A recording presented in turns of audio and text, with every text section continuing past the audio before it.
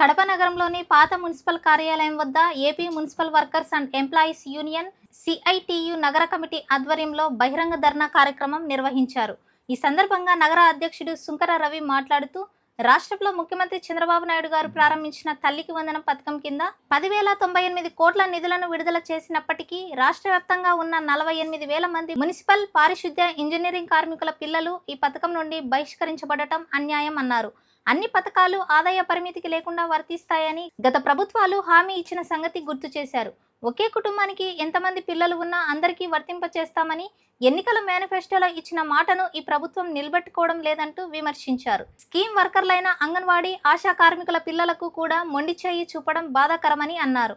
తక్షణమే మున్సిపల్ కార్మికుల కుటుంబాలకు తల్లికి వందనం సహా అన్ని సంక్షేమ పథకాలు అమలు చేయాలని ప్రభుత్వం నిర్ణయం తీసుకోవాలని, లేదంటే రాబోయే రోజుల్లో పెద్ద ఎత్తున ఉద్యమాలు జరుగుతాయని హెచ్చరించారు. ఈ ధర్నాలో నగర సహాయక కార్యదర్శి ఇత్తడి ప్రకాష్, డ్రైవర్ యూనియన్ కార్యదర్శి శుంకర కిరణ్, సిపి అరుణ్ హరి, గున్నా రవి, నాగరాజు, నరసింహులు, నవకాంత్, హజరత్ తదితరులు పాల్గొన్నారు.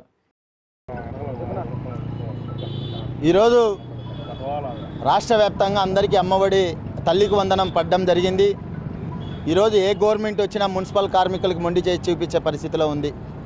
అయ్యా, ఇదే లోకేష్ గారు పాదయాత్రకు సంబంధించినప్పుడు మమ్మల్ని మున్సిపల్ కార్మికుల అవుట్సోర్సింగ్ కాంట్రాక్ట్ కార్మికులకు అందరికీ 25,000 రూపాయలు ఉన్నా కానీ వర్తిస్తుందని చెప్పడం జరిగింది. ఈరోజు ఎంత దారుణం అంటే పారిశుద్ధ కార్మికులకు సఫాయ కార్మిక చట్టం ఈరోజు జీవో ప్రకారం మనకు జీవో ప్రకారం అన్ని పథకాలు వర్తిస్తాయని మన సెంట్రల్ గవర్నమెంట్ పథకమే ఈరోజు అమలు చేయమని చెప్పడం జరిగింది.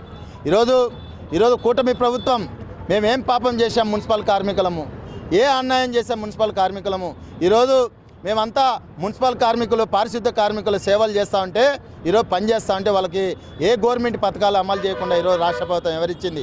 ఈరోజు తల్లికి వందనం ఆపేసినారు, రేపు రేషన్ కార్డు ఆపేస్తారేమో, రేపు అలాగే ఏమన్నా పింఛన్లు కానీ ఆపేసే రూపంలో ఈరోజు రాష్ట్ర ప్రభుత్వం ఎవరిస్తుందని మాకు ఆందోళన చెందుతుంది.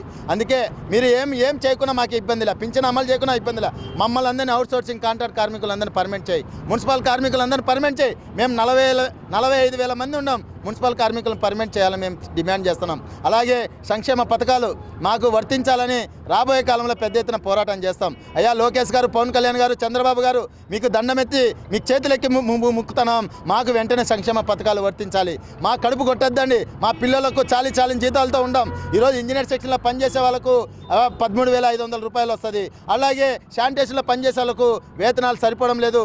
ఆర్థికంగా బలపడాలనుకుంటే మేము స్కూళ్ళల్లో లక్షలాది రూపాయలు ఈరోజు ఫీజులు కట్టే పరిస్థితిలో ఉండరు. కాబట్టి మీరందరూ గుర్తుపెట్టుకొని మాకు సంక్షేమ పథకాలు వెంటనే అమలు చేయాలని, లేని పక్షంలో రాబోయే కాలంలో రాష్ట్ర వ్యాప్తంగా పెద్ద ఎత్తున పోరాటం చేస్తామని సిఐటిగా డిమాండ్ చేస్తున్నాం.